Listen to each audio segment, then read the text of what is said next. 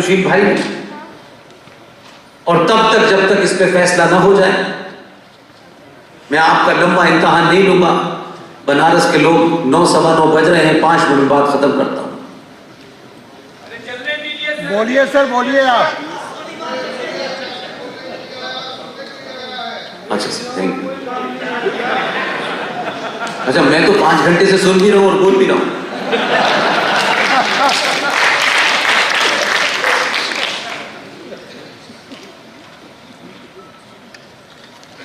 जिस दिन भी, ये मेरा पक्का विश्वास है और ऐसा कुछ मैं होते हुए देख रहा हूं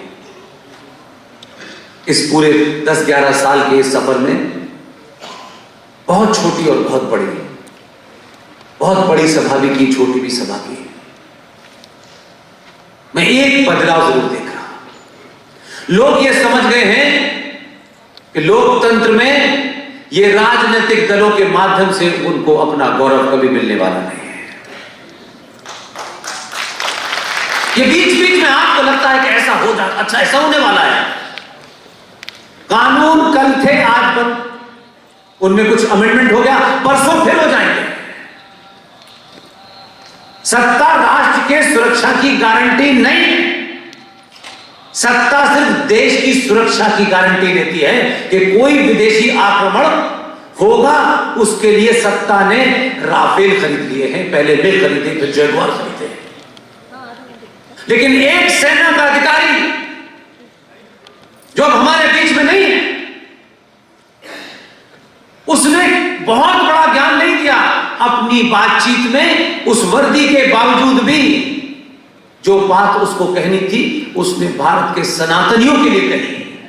हमने उसका भी मर्म नहीं समझा, क्योंकि हमारे शायद अंदर ये चीज धर कर गई है कि जहां हमें भूमिका निभानी होगी उसको हम समझने नहीं चाहते था कि अगर समझ गए तो भूमिका निभानी होगी और हमें तो निभानी नहीं, इसलिए उसको समझो ही मत, क्योंकि मैं जानते नहीं।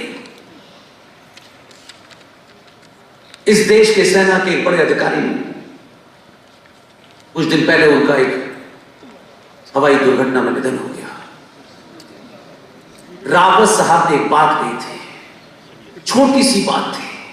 उन्होंने कहा कि भारत 2 युद्ध में ग्रस्त है।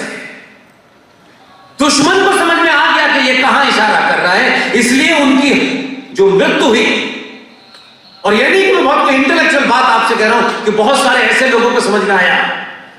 सुशील भाई एक बहुत बड़े एक्टर की पत्नी मुंबई में, बहुत बड़े एक्टर थे अपने समय के, वो अब नहीं है, उनकी पत्नी थी, वो आप सबको सुनती है। जनरल रावत की श्रद्धांजलि सभा उन्होंने अपने मोहल्ले में की, पोस्टर लगाया, फूल रखे और श्रद्धांजलि सभा शुरू होने वाली थी। वहां दिया जलाया, 4-5 मुसलमान गुंडे उस मुंबई में गए और रावत की तस्वीर फेंक दी, दिए पे लात मारी और कहा कि इस देश की आपने यहां खराजे अक़ीदत दी तो आग लगा देंगे। 2 युद्ध का मतलब वो समझ गया, एक गुंडा, और हमारे यहां का विद्वान नहीं समझा कि जो आधा युद्ध है वो सेना और मिराज नहीं, राफेल नहीं लड़ेंगे, मुझे और आपको लड़ना है। ये जो चल रहा है, लगातार चल रहा है कि 2.5 घंटा हम लेट हो गए, हम तो लेट पहले से ही बहुत चल रहे हैं कि हम सड़क पे नमाज पढ़ेंगे और आपने अगर हमें हटा दिया तो मार लगा देंगे। इसलिए अजान 5 वक्त होगी, लाउड स्पीकर पे होगी, लेकिन मुंबई में एक 80 साल की बुजुर्ग महिला आरती मोबाइल से सुनती थी।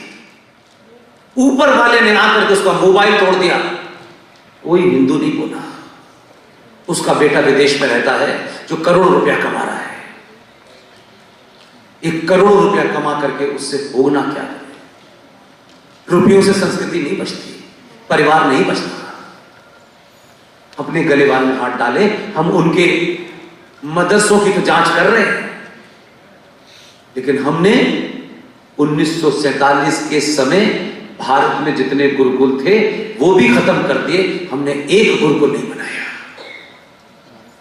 जहां हम अपने साहित्य की, अपनी परंपराओं की जानते हैं। इसलिए पवन सिन्हा हमारे बीच में मौजूद है। इन्होंने तो बताया कि इनका तो रिश्ता यहां सीधा सीधा है। मैं तो अलीगढ़ मुस्लिम विश्वविद्यालय में पैदा हुआ, तो मेरा रिश्ता किससे होगा आपको पता है।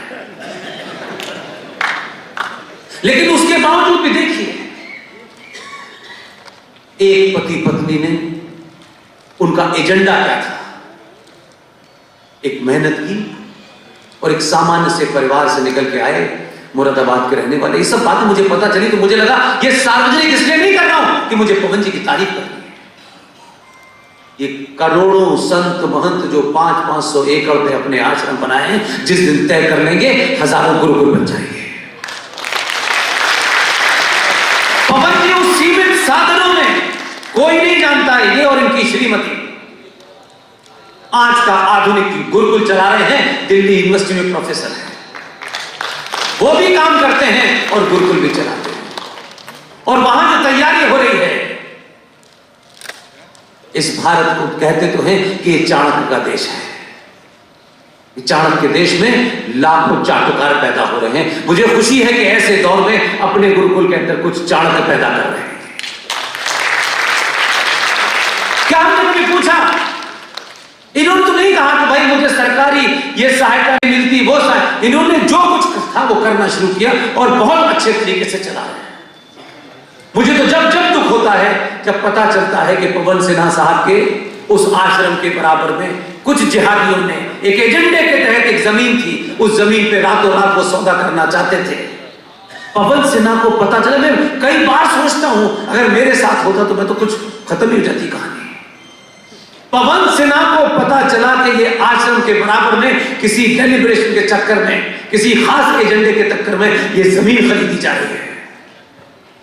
इनके पास एक छोटा सा मकान था, इन्होंने औने पौने में सौदा करके अपनी जमीन को बचाया ताकि जिहादी आश्रम के पास ना आ सके।